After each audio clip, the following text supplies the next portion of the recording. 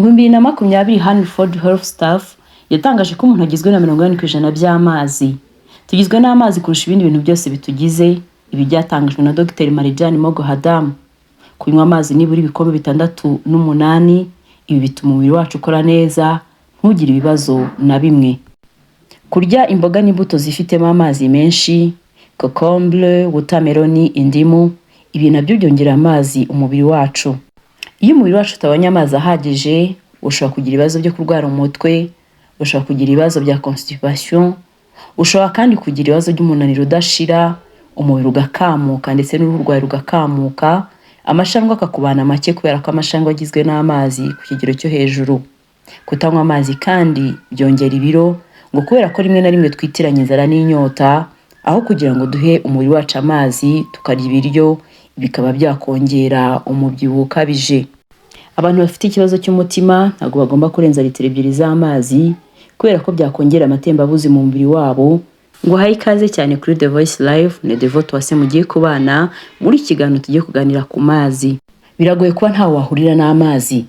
Amazi agize 75% by'ubwonko, amazi agize 43% by'amaraso, amazi agize 79% by'umutima, amazi agize 22% by'amagufwa, amazi agize 75% by'imikaya, amazi agize 45% by'umwijima, amazi kandi agize 43% by'impyiko. Nubwo amazi duhura nayo tukayakoresha kenshi, hari ibyo nawe tugiye kubikiranya muri iki kiganiro, nk'amateka ku bijyanye n'amazi. Amazi ni iki? Kuki tugomba kunywa amazi? Akamaro k'amazi? Ni ryari tugomba kunywa amazi? Kuki hari igihe unywa amazi kandi nkakomeza kugira inyota? Bigenda biti iyo umubiri wacu utabonye amazi? Ese haba hari ingaruka zo kunywa amazi menshi? Ibi byose turabibona muri iki kiganiro naguteguriye ku mazi. Uko amateka yagiye asimburana, amazi yagiye akora akazi ntasimburwa, uko ubuzima bw'abantu bwagiye butera imbere cyangwa se bugira civilisation, amazi yagiye akora ibihambaye. Ibyaro n'imijyi byagiye byubakwa hafi y'amazi ndetse n'amasoko yayo. Abantu bagiye bubaka amariba, ibigega ndetse n'ibindi byose byabasha gufata amazi cyangwa se kuyakwirakwiza. Amajyambere uko yagendagaza, iterambere ryo gukoresha amazi no kuyahanahana ryagiye rihinduka, riba ryiza kurushaho. Kuva ku mariba mato kugera ku miyoboro no kuyakwirakwiza, byagiye bihindura isura ryiza. Amazi n'ubuzima, kandi n'ubuzima bw'ibinyabuzima bushingiye ku mazi. Iterambere ryacu ryose niho rishingiye. Nubwo ikoreshwa ry'amazi ryahereye kera, uburyo bwiza bwo kuyakoresha no kuyanywa bwabonetse neza mu kinyejana. Iboneka ry'amazi menshi ryorohereje iterambere mu bihe byagiye bitandukanye. Nubwo amazi yakoreshwaga cyane kandi akenewe, uburyo bwiza bwo kuyakoresha no kumenya akamaro kayo bwamenyekanye neza mu kinyejana cya 19. Abantu tumaze imyaka irenga 200,000 ku isi. Igihe kinini kuri iyi myaka, ubuhigi bwagiye bwiyongera. Imyaka 50,000 abantu bayimaze bimukira hirya no hino ku isi bashakisha heza kurusha ahandi. Akenshi abantu bimirwaga n'indwara baterwaga no kunywa amazi yanduye. Amazi agizwe n'ibinyabutabire bibiri, ari byo hydrogen na oxygen. Amazi nta baragira, nta humura kandi nta cyanga agira.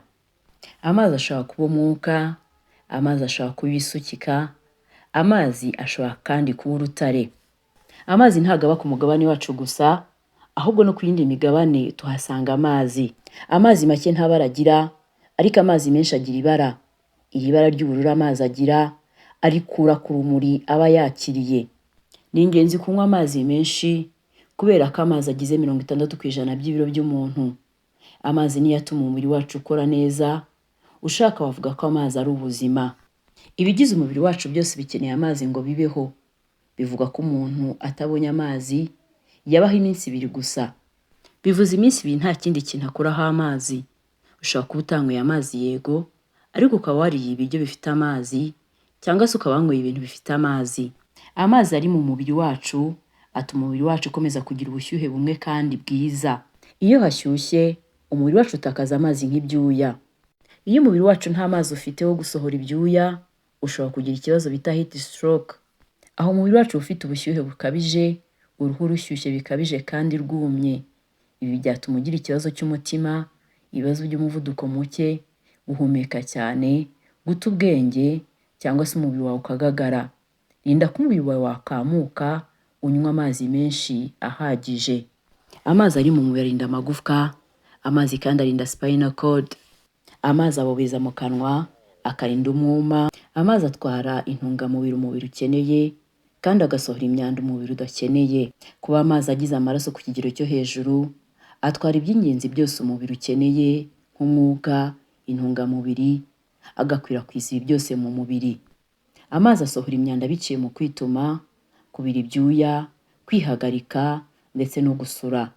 Impyiko zacu zikeneye amazi ahagije kugira ngo ziyungurure amaraso, zisohore imyanda mu nkari. Hari ibimenyetso bishobora kukubwira ko umubiri wawe ukeneye amazi: kugira inyota, kumagara mu kanwa, kumagara k'uruhu, kwihagarika inkari z'umuhondo, kwihagarika inshuro nke ukurikije izo wajyaga wihagarika, kumva uzengera cyangwa se ufite ikibazo cy'umutwe. Iyo umubiri wacu ukomeje kutuburira ntitunywe amazi, ushobora gutakaza ubwenge, ushobora kwikubita hasi ugahwera, ushobora kugira ikibazo cy'umuvuduko w'amaraso, umutima wawe ushobora gutera cyane cyangwa se ukabura inkari burundu. Abantu bakunda gukora imyitozo ngororamubiri ahantu hashyushye cyangwa se bakunda kumara amasaha menshi hanze, umubiri wabo ukenera amazi menshi. Akamaro k'amazi ni kenshi kuko amazi afasha umubiri wacu igogora. Amacandwe yacu agizwe n'amazi. Amacandwe kandi niyo acagagura ibiryo twariye bigakomeza kumanuka mu gifu neza. Amazi tuba twanyweye niyo atuma amara yacu akora neza. Abashakashatsi kandi bavuga ko amazi arinda indwara zidakira kandi akongera iminsi yo kubaho cyangwa se kuramba. Kunywa amazi menshi ahagije atuma turama kandi tugasaza neza dufite uruhu rwiza, nta minkanyari myinshi igaragara mu maso kuko uruhu rwacu rufite amazi ahagije. Iyo umubiri wacu utabona amazi ahagije, urugero rwa sodium mu maraso ruriyongera, ibi bikaba byatuma urwara indwara zidakira. Amazi agira uruhare no ku bindi binyabuzima kuko ariyo akwirakwiza amavitamine n'imyunyungugu. Amazi atuma kandi amanzime akora neza. Amazi atuma ubushyuhe bwo ku isi butaba bwinshi ngo bwiyongere bibangamire ibinyabuzima. Amazi agira uruhare rukomeye muri photosynthesis. Amazi kandi yo ku isi atuma ibinyabuzima bibona ubuturo bigera kuri 50%. Amazi yo mu nyanja akamura ubushyuhe buturuka ku zuba ku manywa kugira ngo isi itaza kugira ubushyuhe bukabije nijoro. Amazi agira uruhare rukomeye mu buhinzi n'ubworozi kuko atuma twuhira amatungo n'imyaka yacu. Aya mazi dukomeza kugarukaho niyo dukoresha duteka kuko iyo abizagera kuri °C 100 agatuma ibiryo byacu bishya. Amazi tuyifashisha mu buzima bwacu bwa buri munsi iyo twoga se cyangwa twoza ibyo dukoresha. Amazi kandi acishwamo imizigo yambukiranya ibihugu n'inyanja. Amazi kandi akoreshwa cyane mu nganda bayafunguza se cyangwa bagabanya ubushyuhe bw'ibyo bakora. Amazi kandi atanga amashanyarazi dukoresha tukamurika tukabona urumuri. Aya mazi twakomeje kugarukaho niyo atuma tubona imvura kuko burya iyo izuba ricanye amazi yo mu nyanja azamuka nka vapeur. Iyi vapeur iyo ihuye n'ubukonje bwo mu kirere ihinduka urubura, hazaza umuyaga ushyushye tukazabona imvura imanuka nk'amahindu. Amazi tuyakoresha no mu bwubatsi. Ibindi byinshi bitarondoreka nawe wabyongeraho kuko amazi afite akamaro kenshi tutavuga muri iki kiganiro ngo turangize. Twakomeje kuvuga ko umubiri wacu ukeneye amazi ahagije. Wakwibaza uti ese nkwiye kunywa amazi angana iki? Aha biterwa n'igitsina ubarizwamo, bigaterwa kandi n'urugero rw'imirimo ukora n'uko ubuzima bwawe buhagaze. Ku muntu w'umugore udafite ikibazo cy'ubuzima ategetswe nibura ku munsi kunywa ibikombe 15 n'igice by'amazi. Naho umugabo udafite ikibazo cy'ubuzima ategetswe nibura kunywa ibikombe 15 n'igice by'amazi cyangwa se ibirahure. Ubushakashatsi buvuga ko tubona 20% by'amazi dukeneye ku munsi mu byo tuba twariye n'ibyo tuba twanyweye. Aha bivuze ko bya bikombe twavuze hejuru bishobora kugabanuka kubera ko hari ibindi tuba twafashe. Umugore wanyweye kandi wariye ibindi bintu ategetswe nibura kunywa ibikombe 9 by'amazi cyangwa ibirahure, naho umugabo wariye wanyweye ibindi bintu agomba kunywa nibura ibikombe 13 by'amazi kugira ngo akunde agire ubuzima bwiza twavuze hejuru. Gusa ku bantu bakunze kuba ahantu hashyushye, abakunze gukora imirimo y'ingufu myinshi, cyangwa se abafite ibibazo byo gucibwamo, abafite ibibazo byo kuruka cyangwa se diyare, aba bagomba kunywa amazi arenze ayo twavuze hejuru. Kugira ngo umenye neza nimba umubiri wawe ubona amazi ahagije, ushobora kwitegereza inkari wihagarika. Niba umubiri wawe ukeneye amazi, uzihagarika inkari zifite umuhondo wijimye. Naho niba unywa amazi ahagije, inkari zawe zizaba zisa umuhondo gakeya. Nubwo twavuze ko kunywa amazi ari byiza, hari urugero rukwiriye twavuze hejuru umuntu atagomba kurenza. Kuko kunywa amazi menshi bitera ibyo bita water intoxication cyangwa se uburozi bw'amazi. Ibi biterwa n'uko impyiko zabonye amazi menshi zikaba zidashobora kuyasohora cyangwa se kuyagabanya. Iyo umubiri wabonye amazi menshi udashobora gusohora, sodium yo mu maraso iba nkeya cyane. Ibi rero bikaba byatera icyo bita hyponatremia. Bivuze ko utagomba kurenza nibura ibikombe 6 mu isaha by'amazi. Ese ni ryari dukwiye kunywa amazi? Amazi meza ukwiye kuyanywa mu gitondo kibyuka, nta kintu na kimwe wari wakora.